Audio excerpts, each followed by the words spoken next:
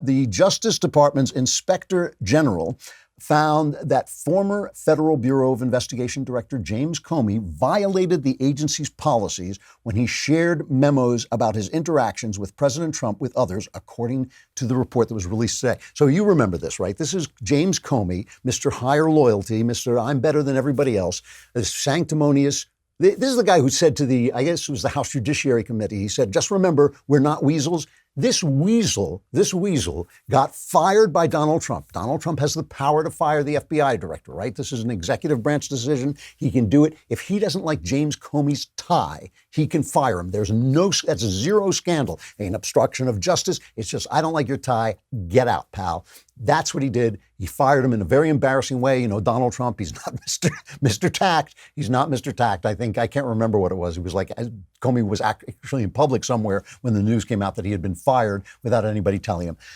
Comey was ticked off and he wanted to start he wanted a special counsel appointed to investigate Donald Trump. That was his vengeance. And so he took these memos that he had kept of conversations with Donald Trump that he thought showed Trump trying to obstruct justice by getting in the way of the investigation, by saying things like, could you leave Michael Flynn alone? He's a good guy. Stuff that, Trump, who had just come into office at that point, probably didn't even realize might be seen as obstruction of justice. Obviously, Trump has got a big mouth. He says all this stuff. So Comey's taking notes, didn't do this with Obama, but he was taking notes with Donald Trump, then called his pal. What was his name?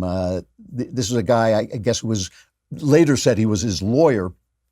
And released this and told him to release these memos to the press in the hopes of getting a special counsel appointed, which he did. That was the Mueller report. That was how the Mueller report got started. So this comes out, and James Comey, let's just call him James Weasel Comey, James the Weasel Comey, tweets out, DOJ IG, this is the Inspector General Horowitz of the Department of Justice, quote, found no evidence that Comey or his attorneys released any of the classified information contained in any of the memos to members of the media. And he then goes on to say, I don't need a public apology from those who defamed me, but a quick message with a sorry, we lied about you would be nice. Here's my quick message. You're a weasel. Because what he did, now, the reason he calls this guy his lawyer is because he didn't want him testifying against him, right? So he released this stuff to this Columbia lawyer. Let me just get his name so I know what I'm talking about here. Richmond, his name was. That's right. He released these things to Daniel Richmond and basically said to him, release it, gave him instructions to share the intel with a New York Times reporter. This is the probe. And this is what James the Weasel Comey is tweeting out, that they found no evidence that he released any of this information. That's not what they found. So he said, I just want a quick message with a sorry we lied about you. My quick message is, you are a weasel. All right. So some of these memos contained a little bit of classified information. And when he sent them, he scanned them with a personal scanner, mailed them with his personal emails, violating the exact same statute that Hillary Clinton was accused of violating when she sent out all that stuff that was going back and forth between her and her pal, right? So basically, this is the same thing that he got off. Now, the DOJ has already said that they are not going to prosecute him for this. And a lot of people on the right are really upset about this. I actually am in favor of this. This doesn't sound like it reaches the level of criminality. Maybe it's true that if you did it, you'd be arrested. And certainly it's true if you did it and Obama was in office and he didn't like you, you would be arrested. We know that from Dinesh D'Souza, who violated some tiny, campaign contribution law, and they threatened him with 15 years in prison. So we know under Obama, you'd be prosecuted for this. But, if we respond in kind, and that's what the government becomes, and we're living in a banana republic, Obama, devolved us toward banana republicanism by using the IRS on his political enemies and by prosecuting guys like D'Souza for nothing. But we don't want to do that. I do not want to actually see James Comey sent to jail for sending out a letter. It just shows what a small, wormy little guy he is. A little bit more. I'm going to read this off. I only got a chance to quickly go through the report because it was breaking as I was coming in. But I'm going to go to Molly Hemingway, who has been doing great work covering this. The memos violated, sending out these memos violated department and FBI policies. And this is extremely important, right? Because the FBI policies are there to keep the FBI in line from breaking the law. They've got incredible power. They can investigate you. If you lie to them, that's a crime, right? If you lie to me, that's not a crime. The FBI has tremendous power, and so they have to behave in certain ways that keep them within the law.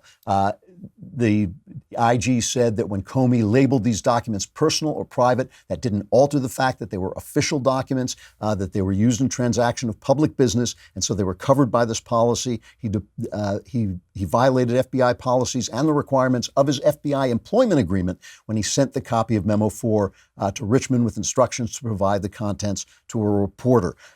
Here's what the IG report says. The civil liberties of every individual who may fall within the scope of the FBI's investigative authorities depend on the FBI's ability to protect sensitive information from unauthorized disclosure. Now think about this for a minute, right? And it says former FBI Director Comey failed to live up to this responsibility. Now think about this for a minute. You're an innocent guy. You're under investigation. The FBI doesn't know whether you're innocent or not, but it starts gathering information about you. This is happening to you, okay? This is you. You're going about your business, but something comes up that the FBI thinks you're guilty of.